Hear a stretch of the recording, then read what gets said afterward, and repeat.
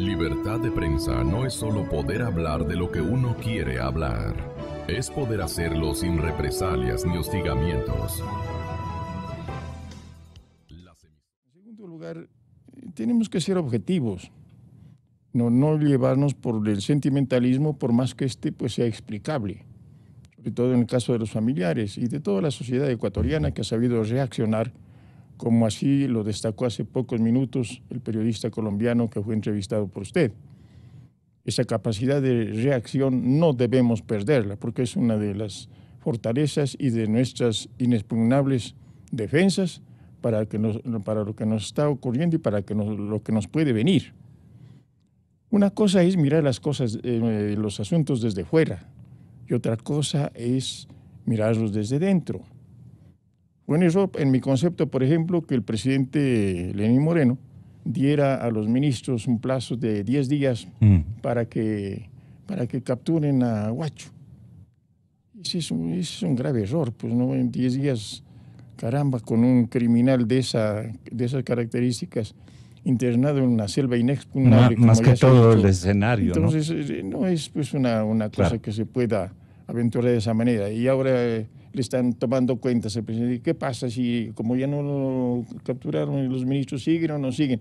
O sea, seguimos en la inestabilidad gubernamental, cuando lo más óptimo que debemos buscar. La canciller quiere terminar la campaña para ser presidenta. Es una irresponsabilidad. Pues, sí, imagínese. Estamos en con semejantes prioridades, con semejantes preocupaciones, y ella buscando... Ahí hay que tomar decisiones ya concretas, pues, ¿no? Jerarquía internacional. Caramba, bueno, entonces resulta que ahora estamos reclamando que por qué no se negoció con el Huacho. Hay que no seamos contradictorios también, pues estamos reconociendo que Huacho es un criminal a tiempo completo, un criminal avesano, un criminal sin alma, un criminal sin Dios ni Pero Dios. Si el presidente el presidente Moreno le dice a usted este rato, pero entonces ¿en qué quedamos? Lo que tenía como responsabilidad número uno y prioridad número uno es precautelar la vida de los 3 periodistas. Así es, pero lo que estoy diciendo es que debía ser una negociación de ser posible, pero pues no estamos negociando con una persona elementalmente... un teatro con semejante ser humano, si es que es humano. No estamos negociando pues, con una persona elementalmente sensata, racional, que tenga algún principio. Entonces, la otra parte de la tal negociación, entre comillas, es un criminal avesado a tiempo completo que vive de eso. Esa es la industria de ellos. Él quería sobresalir y quería sembrar el terror en la sociedad ecuatoriana y colombiana, atemorizarnos a todos, que no podamos hablar en esta emisora. Eso es lo que estaban buscando. Entonces, para eso la negociación pacífica no le importaba un bledo. Pero es que no teníamos ni un solo policía, ni un solo militar que conozcan ni la zona. ¿No? Perdón, es durísimo decir esto. Habían abandonado. ¿Por orden de quién? Probablemente. ¿Estratagema de quién? De nuestro primo. El primo que le elegían a cada momento y le mantuvieron 10 años en el poder. Este primazo va y hace semejante daño que hoy le están pagando y van a seguir pagando nuestros hijos, nuestros nietos, doctor. Entonces, en el gobierno anterior, hay que hablar claramente, no solamente que hubo permisividad excesiva, como se ha dicho ahora, había compromiso con estos de las FARC, empezando por los 500,000 o 300,000 dólares que financiaron la campaña electoral de Rafael Correa. Eso es tillos. Y entonces, claro, para ellos es para nada. Lo que de eso ya se ha hablado. Para el gran compromiso económico que sugiere un acuerdo de esta naturaleza. De eso se ha hablado y se ha aprobado hasta la saciedad. Ya. Ahora recién nos hacemos los que estamos, caramba, siguiendo una investigación para ver si hubo un aporte a la campaña electoral. Hubo ese aporte y a cuántas pruebas se han presentado al respecto. Y eso es lo que consiguió las FARC, consiguió la guerrilla, de que haya pues un gobierno de la vista gorda, cómplice de todo lo que está ocurriendo. Todo el mundo sabía que en Angostura estaba el segundo a bordo de la guerrilla de las FARC, el Raúl Reyes. Todo el mundo sabía. Aquí hicieron, me acuerdo, un seminario aquí en Quito. financiado por las fuerzas democráticas, encima se llaman las democráticas, una contradicción. Y entonces ese seminario de extremistas, de ahí casi incorporación, se trasladó allá a Angostura. Recuerdo que unas estudiantes mexicanas se fueron de aquellas, conocían perfectamente cómo llegar y cómo fueron atendidas allá por Raúl Reyes, porque era convertido pues en un personaje de primera línea. Pues, pero el gobierno de Rafael Correa no sabía que había Angostura, no sabía que había ese departamento, allí no sabía que había pues toda esa instalación, con todas las de ley, con toda la tecnología inclusive. No sabía, claro, no sabía que había un mundo de otros también campamentos en la selva ecuatoriana, ¿no? En el proceso político que vivió Alianza País en su fundación, la diversidad de sus actores, la diversidad de los integrantes que construimos ese proyecto histórico, fue un espacio en el que a lo mejor en la práctica hemos visto que así fue, pudieron insertarse actores políticos que estaban vinculados o que tenían relación y cercanía y que fueron los que facilitaron ese tipo de relaciones en el proceso político de la campaña. ¿Usted recuerda quiénes fueron los que le acercaron a Correa? Yo no puedo dar fe de aquello,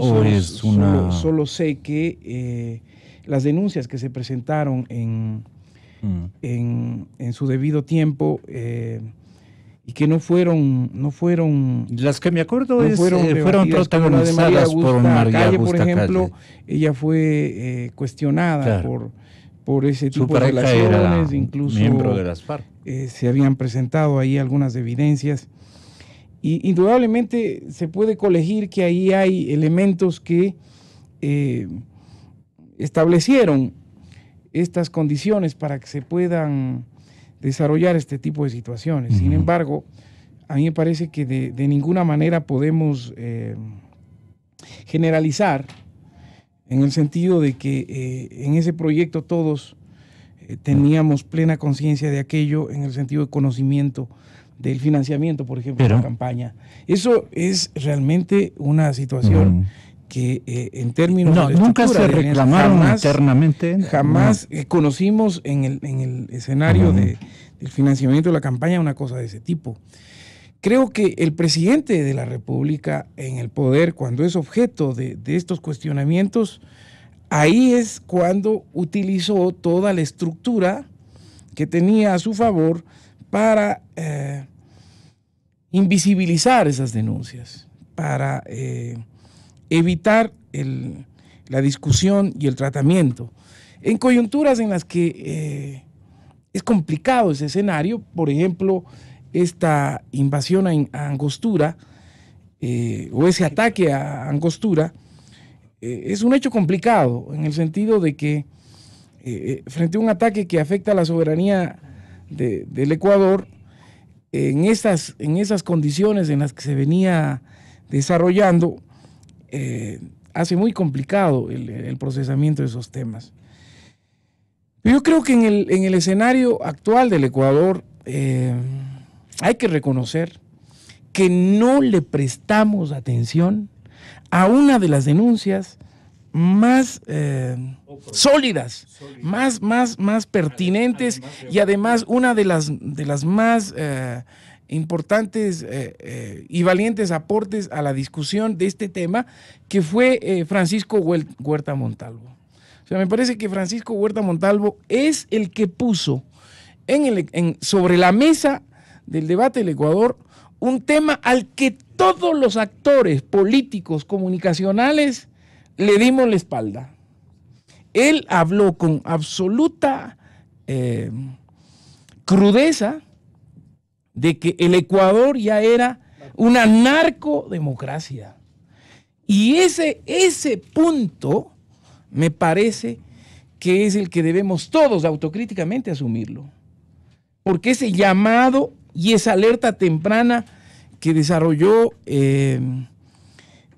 Francisco Huerta Montalvo fue un campanazo al que yo creo, ahora viendo en perspectiva, absolutamente todos los actores políticos, sociales y comunicacionales, nos hicimos los dotos, los ciegos, los sordos, y nos quedamos mudos también. Y ahí hay que reconocer autocríticamente que no le dimos procesamiento a ese tema, por estar en otras prioridades, pero me parece que ese sí fue es que el cáncer no permitía opinar, pues.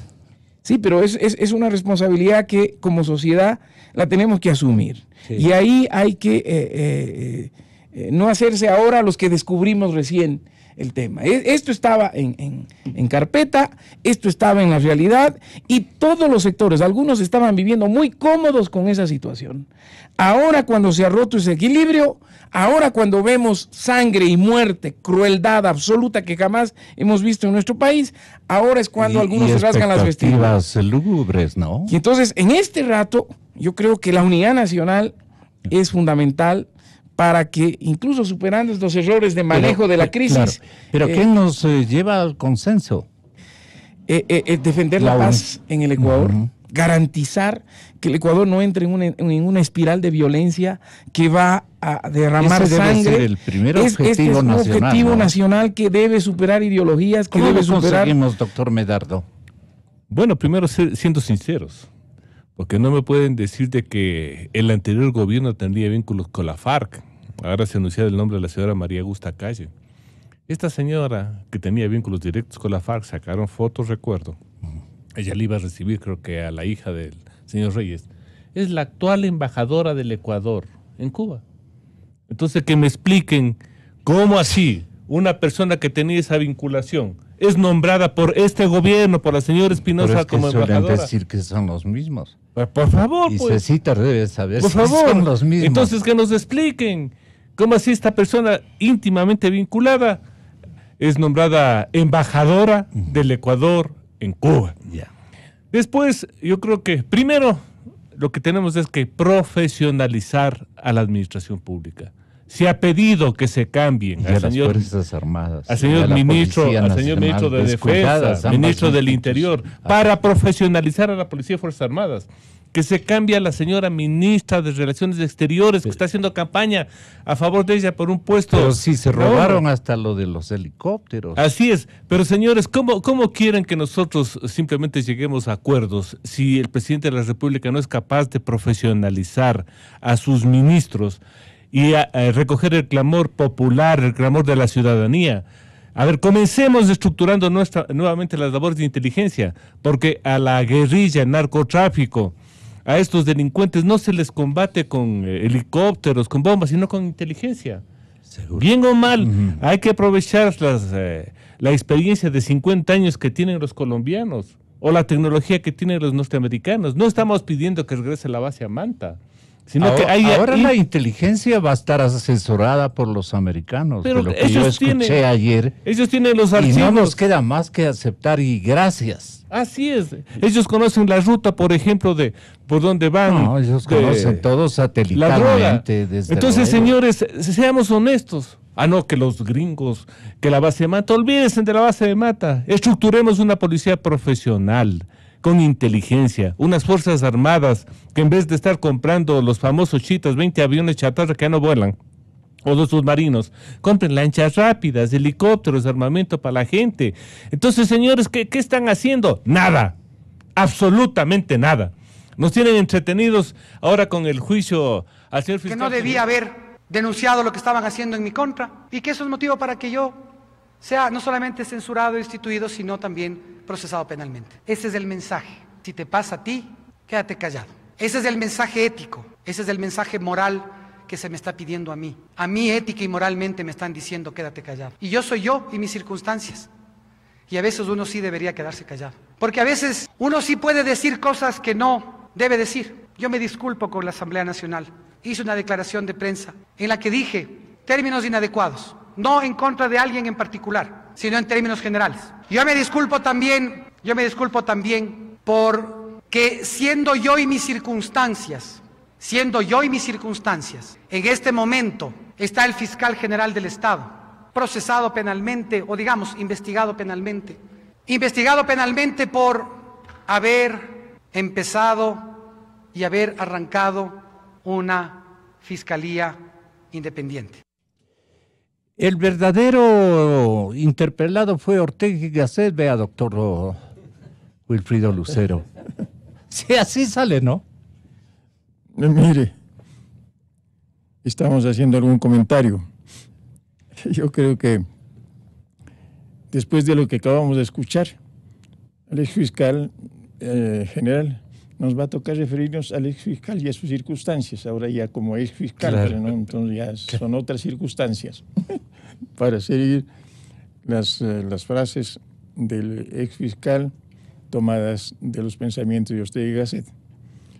Y pienso que lo primero que deberíamos esperar es una protesta de Correa, porque él ha dicho que se va a referir, le ha tocado luchar contra el hombre más poderoso del país. Estaba lustrándose los zapatos en La Habana anteayer, creo que Entonces, ¿cómo le van a quitar ese título pues, al vanidoso de Correa de haber sido durante 10 años el segundo? Pues no ha sido el hombre más poderoso del Ecuador, ha sido pues el ex Contralor General del Estado, Carlos Pollitt. Entonces yo creo que ese título honoris causa que es por los también costales cobija, de plata que seguramente ubicó. ese título en honoris causa que también cobija a Correa, pues no lo debe perder. Es el primer título que tiene que defender. Y entonces espero que Correa desde su acto de Bélgica proteste enérgicamente. Las cifras por haberlo despojado de uno de los sus dos títulos. personajes que usted menciona se pelean, casi están en la misma, ¿no? 80, 90 hablan para cada uno de ellos. Entonces, también pues ayer se arrepentía de haber tratado a los legisladores al puro estilo de las sabatinas correístas. Cuando yo escuché casualmente esa intervención en una de las emisoras de la localidad, pensé pues que había regresado Correa y sus sabatinas, ¿no?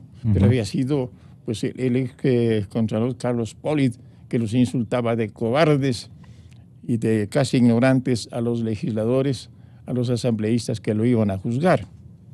Y luego también, pues, espero que Correa proteste, alguien tiene que protestar, en el sentido de que el ex Contralor General, el ex Fiscal General y sus circunstancias manifestó que nunca ha sido amigo de Correa.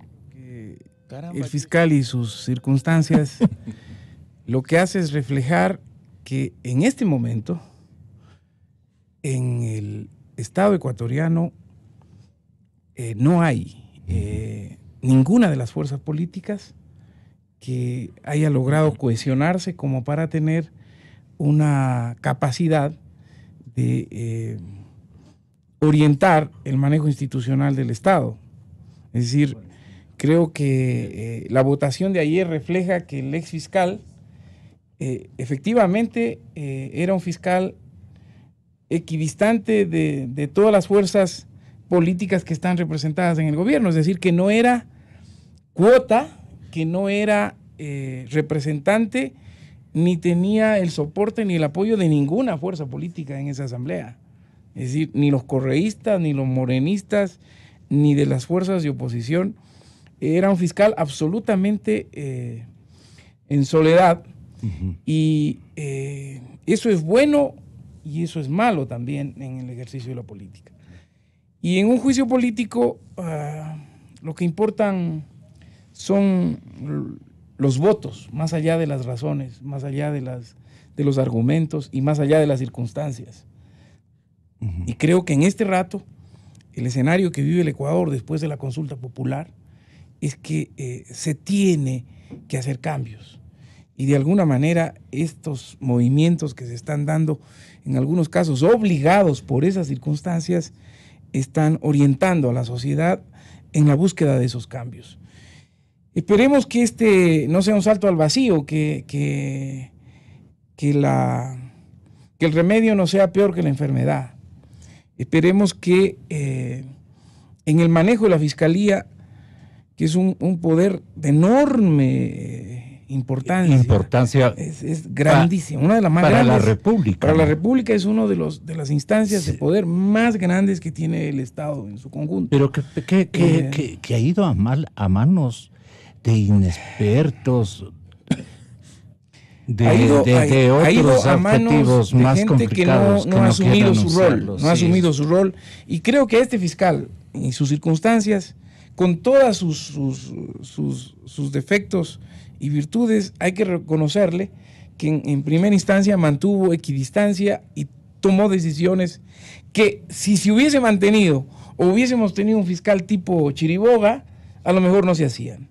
Eso hay que reconocerle. Le reconozco, por ejemplo, al ex fiscal Vaca. La garantía, a Carlos Vaca le reconozco la valentía de confrontar a la sociedad ecuatoriana en su conjunto y llevar al pleno de la Asamblea del Ecuador la ley de extinción de dominio, que es el instrumento más duro para combatir el crimen organizado y que tiene mudos y que tiene ciegos a toditos los que tienen representación política, que no se pronuncian, que no hablan y que no ven lo que significa esa ley. Eso evidencia que el discurso es uno, pero la práctica es otra. Yo quiero comenzar diciendo que no hemos tenido fiscal los 12 últimos años. Que la impunidad reina en el Ecuador a todo nivel. Y que los fiscales puestos han sido para cumplir una tarea política y no para el control de la delincuencia que la sociedad exige y pide. Sí. Y le voy a poner ejemplos. Solo el caso de Brecht. Es un listado secreto que lo ha mantenido el señor Chiriboga, el señor Vaca, y que no nos darán a conocer. Jamás. ¿Y eso por qué? Porque están cubriendo a una serie de delincuentes que estuvieron en el gobierno anterior. ¿A cambio de qué? ¿A cambio de qué? De estar en una función, de tener estas prebendas, de ser el fiscal general. Todos los fiscales anteriores, ninguno, por ejemplo, combatió los delitos más comunes que afectan a la sociedad. Le voy a poner un ejemplo. Cada día, al 911, llaman 2,000 personas denunciando hechos delictivos de la calle. 2,000 diarios, que son 60,000 al mes y 720,000 al año, solo en Quito. Y nadie hace nada. ¿Y ese registro quién lo tiene? Porque el ECU 911. ¿Ya? Pero mire usted, nadie hace nada. ¿Por qué? Porque se les ocurre... La mayor parte de delitos, de falencias en la vida social del Ecuador, ¿a qué aluden? ¿A qué temas? ¿A qué ámbitos? Son los asaltos comunes que lo provocan esta gente que no tiene dinero o que se acostumbró al dinero fácil. Y bueno, hay una serie de factores que ahora no lo vamos a analizar, pero solo quiero decirle lo siguiente. Cuando se pone que solo la investigación preprocesal y procesal penal lo realiza la Fiscalía, se comete un error. Porque estos delitos pequeños que en números representan del 100% de los delitos, más del 90%, deberían ser conocidos por la policía, porque la policía es la que está en la calle, el fiscal no está en la calle. El policía sabe exactamente dónde operan los delincuentes, el fiscal está en un escritorio. Entonces, si nosotros no cambiamos eso, la ciudadanía está desprotegida. Segundo, no han podido, por ejemplo, dar una salida a los hechos de corrupción. Mire usted que el señor Contralor General del Estado dice que ha mandado como 20,000 denuncias con presunciones de responsabilidad penal y no hacen nada. ¿Por qué? Porque llega ya y los fiscales quieren dar inicio a la indagación previa. ¿Pero qué indagación previa, señor? Ya tiene los informes ahí. Ya se hizo la investigación previa. ¿Quién lo hizo? La Contraloría. Pase a la segunda etapa. La instrucción fiscal, e inmediatamente si ve que hay los elementos necesarios, conocemos los autores, vaya a juicio. No se hace nada. Tercero, el problema penal no es de tener un especialista que le hable del tipo penal, de la materialidad. No, señor, es una persona práctica que sepa manejar una cosa que nadie lo hace en el Ecuador, que se llama prevención. Los casos, por ejemplo, de los abusos contra los menores, abusos sexuales contra los menores, es porque aquí no tenemos un sistema escolar que garantice que los estudiantes sean protegidos en el colegio y cuando salgan del colegio. Prevención que aquí no se hace. Entonces tenemos un sistema caduco y por eso me molesta mucho que ahora muchos políticos dicen, ¿y ahora a quién ponemos como fiscal? Están pensando solamente en ver a quién le ponen al amigo para que les proteja las espaldas de los delitos que ellos cometen. Y la sociedad, ¿quién le protege? Nadie. Entonces yo creo que estas cosas tienen que quedar muy claras, porque si no busquémonos a un experto en derecho penal, un PhD. No, señor, tiene que ser una persona práctica y lo fundamental, cambiar el sistema, porque lo que le hicieron con el señor Vaca es una barbaridad. Correa buscó poner a gente de confianza que le cubra las espaldas y por eso le puso fiscal al amigo.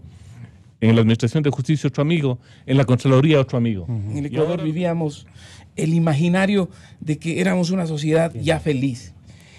Todo lo contrario lo estamos viendo ahora. Y la justicia está mostrando su parte la más fea y la más oscura. Porque la justicia no ha cambiado. Lo denunciamos hace tiempo, hay maquillaje en la justicia. Se ven edificios, se ven mejores escritorios, mejores espacios para que la gente se siente a esperar el maltrato que hace la justicia en este país. Pero la justicia como tal no se inaugura todavía en el Ecuador.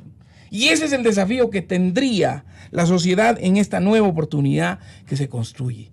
La Fiscalía debería mostrar esa voluntad. La nueva Fiscalía debería mostrar esa voluntad. Yo recuerdo que le dimos aquí en este medio de comunicación una cobertura, una oportunidad de espacios gigantesca a la idea que tenían María Paula Romo y el señor Yal para que nos unamos entre todos y cambiemos a la justicia ecuatoriana.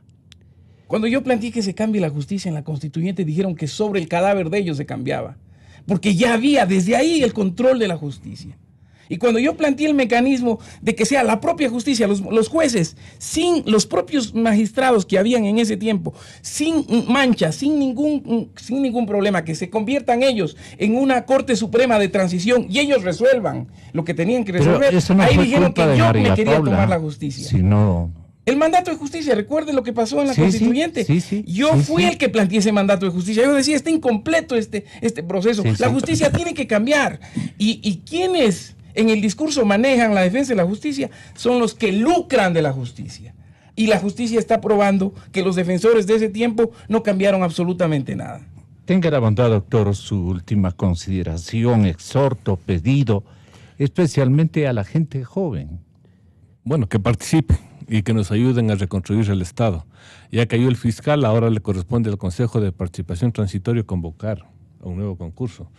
Y ahí vamos a plantear a hombres valiosos. Por ejemplo, yo voy a proponer que sea el doctor Gonzalo Silva uno de los candidatos por Guayas Enrique Herrería, para que vean que si hay ciudadanos que no van a dejarse comprar y que pueden hacer una buena labor.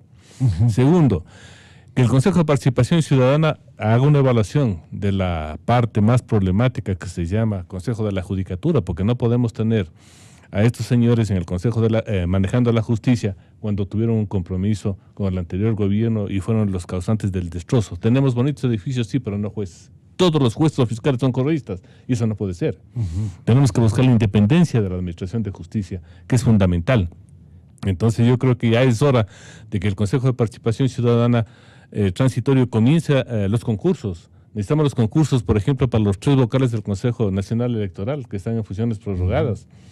Necesitamos ya el concurso mañana, que convoque el concurso de fiscal, porque no puede quedar en la cefalía, es necesario. Y de esa manera vamos quitando la estructura mafiosa que construyó el señor Correa para protegerse. Porque después de todo lo que dice aquí mi contertulio y amigo, de que se llevaron los millones de dólares, solo tenemos, creo que a 2 personas o 3 personas con sentencia del grupo total de los que se llevaron el dinero. Es una vergüenza. Y el señor Glass tiene 6 años. Y al señor Correa recién le dan inicio a una instrucción fiscal por el caso de la Contraloría. Y las demás cosas, señores. Entonces yo creo que ya es hora de tener una justicia independiente, una fiscalía independiente, que esa es la única garantía para que todos los ciudadanos podamos vivir en paz, para que no tengamos, por ejemplo, casos como Polibio Córdoba, que ordenaron que le metan preso y una fiscal ahí muy acuiciosa que en 20 días ya le acusó. Los fiscales sirven para investigar, no para configurar delitos como han estado haciendo en el Ecuador. La fiscalía no puede ser el brazo ejecutor del poder político. No, señores. Entonces cambiemos. Y a los jóvenes, si no se involucran, señores, ustedes serán los que sufran a futuro, claro, como estamos sufriendo nosotros. Doctor Lucero, con lo último, ¿no le va mal al presidente Moreno? Yo creo que le va súper bien en cuanto a la credibilidad y a la adhesión ciudadana. Tiene, sí, hay que, pero está en su punto más bajo, aunque está cayendo. Está en su punto más bajo. 48. El tema es que construye un gabinete correísta y él debe construir un gabinete morenista a favor de sus tesis, de una señal de independencia de todo el pasado de esta defenestrada Alianza País, pues no. Pero sigue insistiendo en los mismos cuadros, doctor Lucero. Respetuosamente, ¿qué le aconsejaría al señor presidente? Mire, yo creo que el presidente Moreno ha hecho algunas cosas muy significativas. Sí. No es lo mismo el ambiente que se respira en el campo de las libertades y de la democracia, al que el se ambiente respiraba de las relaciones con el poder. Contaminadísimo aire lo que correísta. ahora tenemos, con lo que soportamos también por nuestra culpa, como así se dijo ya por parte del contertulio aquí Rodríguez, en gran parte por nuestra culpa. No fuimos lo suficientemente valientes para reclamar a tiempo nuestros derechos y nuestras libertades. Y ya reaccionamos un poquito tarde, pero reaccionamos, eso sí. Y la gente desde ahí no bajó la guardia, ¿no? Entonces hay que reconocerle que el ambiente es de respeto ahora para los ciudadanos. Si no, no podíamos opinar aquí. El rato que hubiéramos opinado, pues ya esta radio estaba clausurada, nosotros estábamos en una sabatina y el día lunes a lo mejor estábamos en la cárcel porque los jueces pues estaban escuchando no los dictados de la justicia, sino los dictados de los sábados del insultador número 1 de los sábados, que era Correa. Entonces hacían el lunes ya las órdenes que les daban. Así de simple, así vivíamos. Entonces yo creo que otras cosas no las ha solucionado y está pasando demasiadamente el tiempo, ¿no? La posición por ejemplo, de la canciller es insostenible, una posición esa, la posición frente al gobierno de Venezuela. ¡Qué horror! ¿Cómo es posible que tengamos una posición de colaboración? Va el ministro de Defensa últimamente a Cuba para solidarizarse pues, con Venezuela, para solidarizarse con un régimen caduco como el de Cuba, porque siguen admirando pues, a los nuevos tiranos que tiene Cuba, ¿no?